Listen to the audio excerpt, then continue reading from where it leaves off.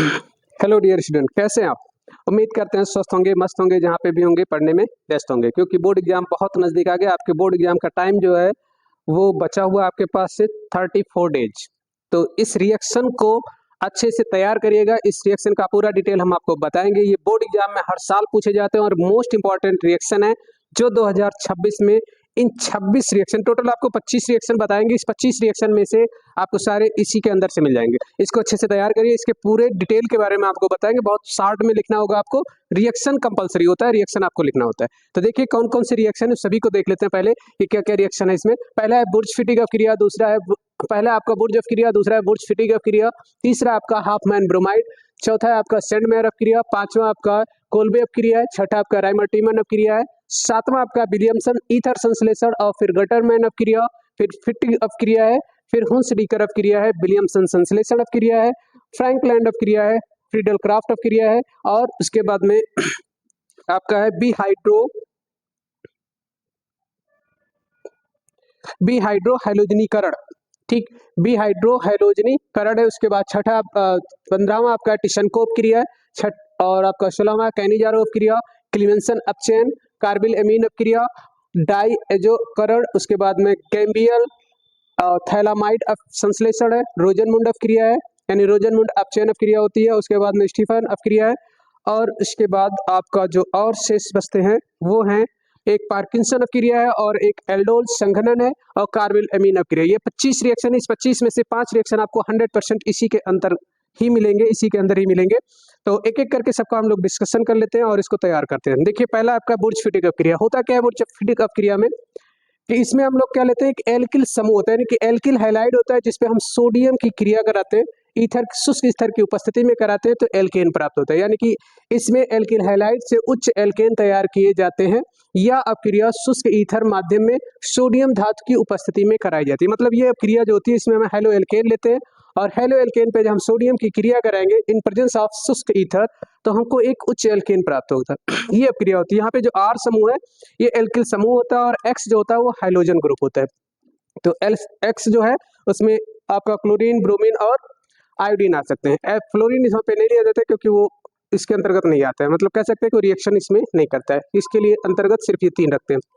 अब रिएक्शन में अगर इसका हम एग्जाम्पल करना चाहें तो जैसे आप यहाँ पे ले सकते हैं एथिल या मेथिल क्लोराइड CH3Cl, और प्लस इसके 2 मॉलिक्यूल लेंगे, और दोनों मॉलिक्यूल को जो हम लोग रिएक्ट कराएंगे इन प्रेजेंस ऑफ सोडियम के साथ जब इसकी क्रिया कराते हैं तो हमें प्राप्त होगा क्या, यहाँ पे 2 मॉलिक्यूल लेंगे CH3 और CH3 आपस में जुड़ जाएंगे, और सोडियम हाइलाइड यानी एक लवण आपको प्राप्त होगा NaCl। इसके 2 मॉलिक्यूल ले लेंगे, सोडियम को बैलेंस करने के लिए आगे हम 2 बढ़ा लेते हैं। तो इस तरीके से ये रिएक्शन हो जाता है। इस तरीके से आप मेथिल क्लोराइड की जगह एथिल क्लोराइड भी ले सकते हैं, और सोडियम के साथ क्रिया कराएंगे तो यहाँ पे आपको क्या बनेगा, दो एथिल जब आपस में जुड़ेंगे तो आपको 4 कार्बन वाला कंपाउंड मिलेगा, जिसे हम लोग ब्यूटेन कह सकते हैं। यहाँ पे आपको एथेन मिल रहा है, सोडियम क्लोराइड मिल रहा है। तो ये हो जाता है छोटा सा रिएक्शन है, सिंपल सा है। अगला देखिए बुर्ज फिटिक क्रिया में क्या होता है, दोनों सेम रिएक्शन होते हैं, सेम प्रेजेंस होता है, लेकिन यहाँ पे हम लोग एरिल हाइलाइड ले लेते हैं। यानी कि यहाँ पे जो आपका यौगिक होगा वो आपका एल्किल ना होकर के एरिल हाइलाइड होता है, यानी कि बेंजीन का हो जाता है। जैसे C6H5Cl है, यानी क्लोरोबेंजीन ले लेंगे, और एथिल मेथिल क्लोराइड की जब क्रिया कराएंगे सोडियम की उपस्थिति में इन प्रेजेंस ऑफ शुष्क ईथर की उपस्थिति में ये क्रिया कराई जाती है।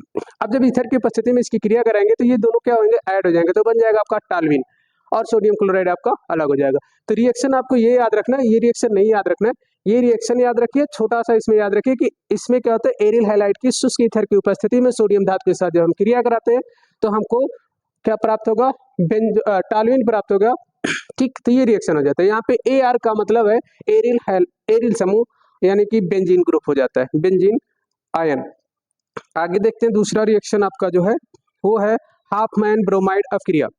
हाफमैन ब्रोमाइड अपक्रिया में क्या है कि यहाँ पे एमाइड ग्रुप होता है, एल्किल समूह के साथ जुड़ा होता है, यानी कि इसमें एमाइड यानी RCONH2, R आपका एल्किल ग्रुप है, CONH2 एमाइड ग्रुप होता है। में को ब्रोमीन के साथ क्षार की उपस्थिति में, यानी कि चाहे क्षार आप कोई भी ले सकते हैं, चाहे आप पोटेशियम हाइड्रोक्साइड ले या सोडियम हाइड्रोक्साइड ले, इनकी उपस्थिति में जब हम क्रिया कराते हैं तो हमको प्राथमिक एमीन प्राप्त होता है। सूत्र आपको याद रखना होगा, अगर सूत्र आपको नहीं आता है तो शायद आप रिएक्शन ना कर पाए, तो इसलिए याद रखिए कि सूत्र याद, ये आपका है क्या नाम है, इसको हम लोग कहते हैं एमाइड, यानी कि यहाँ पे देखिए एक C है और एक CH3 है, यानी कि इसे मेथिना मेथेनामाइड कहेंगे। ठीक है, तो ये मेथेनामाइड यानी कि CH3 और NH2 क्रिया कराएंगे जब ब्रोमीन के साथ क्षार की उपस्थिति में, तो हमको प्राप्त होगा मेथिलेमिन और सोडियम कार्बोनेट बन जाएगा, सोडियम ब्रोमाइड मिल जाएगा और H2 यानी जल का मॉलिक्यूल निकल जाता है। तो ये रिएक्शन होता है। ठीक, आगे देखते हैं सेंडमायर अपक्रिया क्या होती है। सेंडमायर अपक्रिया ये भी एरोमेटिक अपक्रिया, यानी कि इसमें एरोमेटिक डाई एजोनियम लवण को क्यूप्रस लवण यानी कि Cu+ की उपस्थिति में हाइड्रोजन या साइनो ग्रुप, इसे हम नाइट्रिल ग्रुप भी कहते हैं, साइनो ग्रुप समूह से प्रतिस्थापित किया जाता है। अब यहाँ पे देखिए इसका आयन बना रखा है, यानी C6CH5NH2Cl, ये क्रिया कराएंगे क्यूप्रस क्लोराइड की उपस्थिति में, तो आपका क्लोरोबेंजीन प्राप्त होगा और नाइट्रोजन निकल जाता है। तो ये रिएक्शन हो जाता है इसमें। अगला देखिए क्या है, दूसरा आपका हो जाता है कोल्बे अपक्रिया। कोल्बे अपक्रिया क्या होती है कि कोल्बे अपक्रिया एक महत्वपूर्ण विद्युत अपघटनीय यानी इलेक्ट्रोलाइट अपक्रिया होती है, यानी यहाँ पे इलेक्ट्रोलिसिस कराया जाता है जिसमें कार्बिल समूह यानी कार्बोक्सिलिक समूह जो अम्ल होता है, कार्बोक्सिलिक अम्ल यानी कि जैसे एस्टिक एसिड हो गया, फॉर्मिक एसिड हो गया, तो कार्बोक्सिलिक समूह इसका सूत्र हो जाता है COOH, ये कार्बोक्सिलिक समूह होता है। इनकी उपस्थिति में इनके साथ क्रिया कराएंगे तो सोडियम लवण का जलीय विलयन विद्युत अपघटन करने पर उच्च एल्केन प्राप्त होते हैं। अब जैसे सोडियम एसीटेट है, 2 मॉलिक्यूल लेंगे जल के साथ, जब इसकी क्रिया कराएंगे तो ये आपका क्या नाम है, एथेन अलग हो जाएगा और सोडियम बना लेगा आपका सोडियम हाइड्रोक्साइड और आपका बनेगा कार्बन डाइऑक्साइड और हाइड्रोजन। तो ये मॉलिक्यूल यहाँ पे बनते हैं, यानी सोडियम एसीटेट का जब हम लोग जल अपघटन करेंगे विद्युत अपघटनी में, तो आपको एथेन प्राप्त होगा, कार्बन डाइऑक्साइड प्राप्त होगा, हाइड्रोजन और सोडियम हाइड्रोक्साइड, ये इसका उत्पाद प्राप्त होता है। अब राइमर-टिमन अपक्रिया, ये भी आपका मोस्ट इंपॉर्टेंट रिएक्शन होता है। इस आप याद रखें कि ये बोर्ड एग्जाम में कई बार पूछे गए अपक्रिया है। यहाँ पे हम लोग क्या लेते हैं, फिनॉल। फिनॉल की क्रिया हम लोग कराते हैं क्लोरोफॉर्म से, और सोडियम हाइड्रोक्साइड की उपस्थिति में जब क्रिया कराई जाती है तो आपको प्राप्त होता है क्या, सैलिसिलिक, यानी इसको हम लोग कहते हैं सैलिसल्डिहाइड। ये आपका बेंजीन है, OH समूह इससे जुड़ा है, इसके आर्थो समूह पे आपका CHO ग्रुप जुड़ा होता है, जिसके कारण इसको हम इसका नामकरण जो करते हैं वो कहते हैं सैलिसल्डिहाइड। साधारण नाम आर्थो हाइड्रॉक्सी बेंजल्डिहाइड, ये आर्थो पोजीशन होता है, यानी ये इसका जिससे OH समूह जुड़ा है इसका पैरा पोजीशन है, ये इसका आर्थो समूह होता है, ये इसका मेटा समूह होता है, ये पैरा होता है, यानी पैरा के सामने पैरा होता है, मेटा के सामने मेटा होता है और आर्थो के सामने आर्थो ग्रुप होता है। तो जिस जिससे जुड़ा होता है ये क्या नाम है, आपसे कहेगा आर्थो। अब यहाँ से अगर हम स्टार्ट करते हैं तो इसको हम पैरा मानते हैं, यानी कि जो एल्डिहाइड ग्रुप आपका जुड़ा हुआ है इसको हम पैरा मानेंगे, तो इसके सामने ये हो जाएगा आर्थो, तो ये भी हो जाएगा OH भी आर्थो पे चला जाएगा, तो ये आर्थो हो जाएगा, ये आपका मेटा हो जाएगा, ये भी मेटा हो जाएगा, ये आपका पैरा हो जाएगा। तो याद रखिए ये पैरा है, तो यहाँ पे आर्थो पे जुड़ा हुआ तो लिखा गया आर्थो हाइड्रॉक्सी बेंजल्डिहाइड, ये आपका C, अगर आपका यहाँ पे आपका बेंजीन में अगर इस तरीके से आपका बना हुआ है तो ये आपका बेंजल्डिहाइड है, इसके OH समूह यहाँ पे जुड़ा है तो इसको कहेंगे आर्थो हाइड्रॉक्सी बेंजल्डिहाइड। तो फिनॉल पे अगर हम क्लोरोफॉर्म की क्रिया कराते हैं सोडियम हाइड्रोक्साइड यानी क्षार के साथ, तो हमें प्राप्त होता है ortho hydroxy benzaldehyde, sodium chloride लवण बनेगा और जल का मॉलिक्यूल निकल जाता है। तो ये रिएक्शन होता है राइमर-टिमन अपक्रिया की। अगला देख लेते हैं विलियमसन ईथर संश्लेषण। इसमें क्या होता है, कह रहे इसके द्वारा ईथर यानी ROR, R आपका एल्किल समूह है, O आपका ईथर ग्रुप है, इतना आपका ईथर ग्रुप हो जाता है का निर्माण किया जाता है। इसमें एल्कॉक्सी आयन की एल्किल हैलाइड से न्यूक्लियोफिलिक प्रतिस्थापन अपक्रिया कराई जाती है। विलियमसन ईथर संश्लेषण एक महत्वपूर्ण अपक्रिया, यानी कि ये अपक्रिया भी मोस्ट इंपॉर्टेंट आपका है बोर्ड एग्जाम के लिए, याद रखें इस चीज को।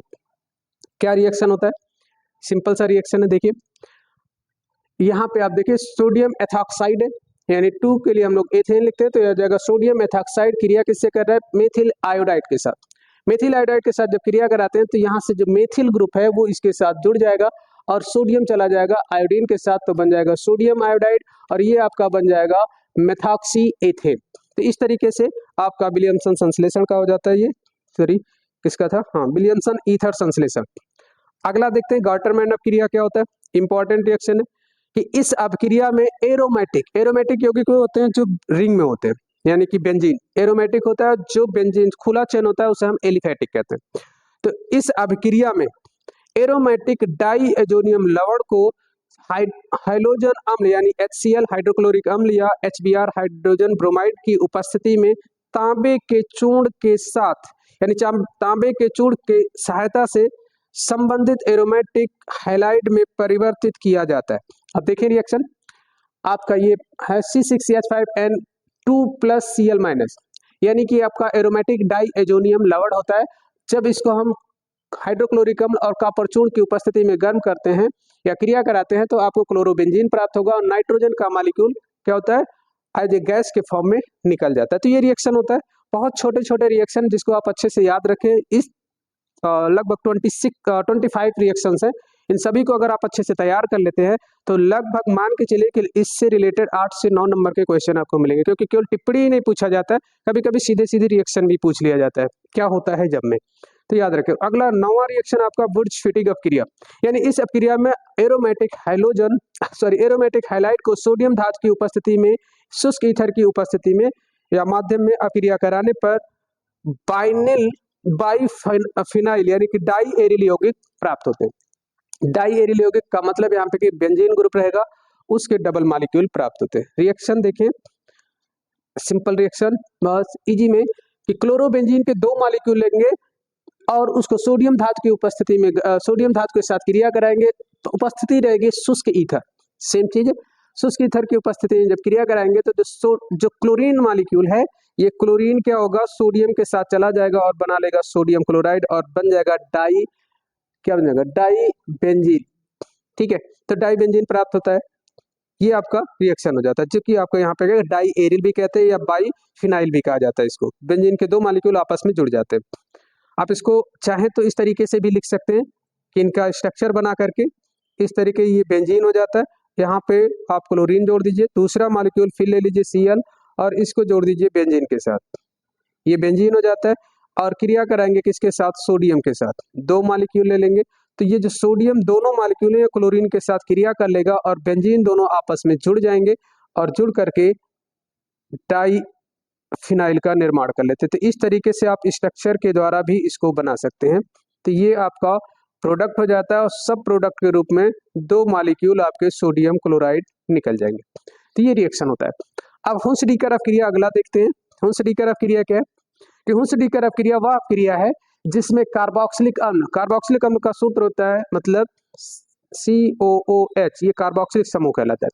तो कार्बोक्सिलिक समूह में अम्ल के सिल्वर लवण यानी कि सोडियम एसीटेट कह सकते हैं, सोडियम एसीटेट जी, सूत्र आपका इसका हो जाएगा, यहाँ पे लिखा हुआ है CH3COONA, तो इसे सिल्वर एसीटेट कहेंगे। सोडियम धातु अलग हो जाएगा, यहाँ पे हम लोग सिल्वर के साथ क्रिया कराएंगे तो सिल्वर एसीटेट को हैलोजन यानी ब्रोमीन या क्लोरीन के साथ या की उपस्थिति में गर्म करने पर 1 कार्बन की कमी वाला एल्किल हैलाइड का निर्माण करता है या होता है तथा कार्बन डाइऑक्साइड गैस निकल जाती है। जैसे आप यहाँ पे क्रिया करा रहे हैं तो सिल्वर मॉलिक्यूल जो है वो चला जाएगा ब्रोमीन के साथ और 1 ब्रोमीन चला जाएगा इसके साथ CH3 के साथ तो बनाएगा मेथिल ब्रोमाइड और 1 सिल्वर के साथ जाएगा तो बना लेगा सिल्वर ब्रोमाइड और जो यहाँ पे COO है ये बना लेगा कार्बन डाइऑक्साइड। तो इस तरीके से सब प्रोडक्ट के रूप में आपका सिल्वर ब्रोमाइड और कार्बन डाइऑक्साइड निकलता है और आपका मेथिल ब्रोमाइड बन जाता है। तो ये अपक्रिया कहलाती है हुंस-डीकर अपक्रिया। बोर्ड एग्जाम में कई बार पूछा गया है, ये भी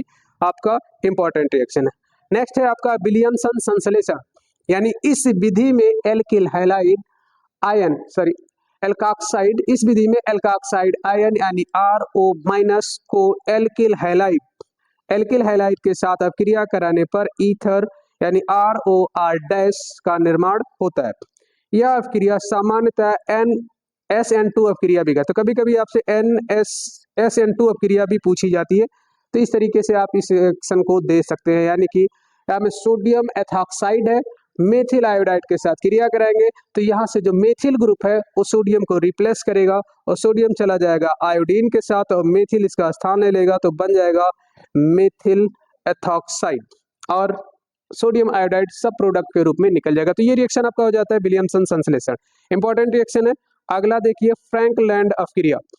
फ्रैंकलैंड अपक्रिया क्या होती है कि फ्रैंकलैंड अपक्रिया ऐसी अपक्रिया है जिसमें एल्किल हैलाइड को जिंक धातु के साथ अपक्रिया कराने पर उच्च एल्केन का निर्माण होता है।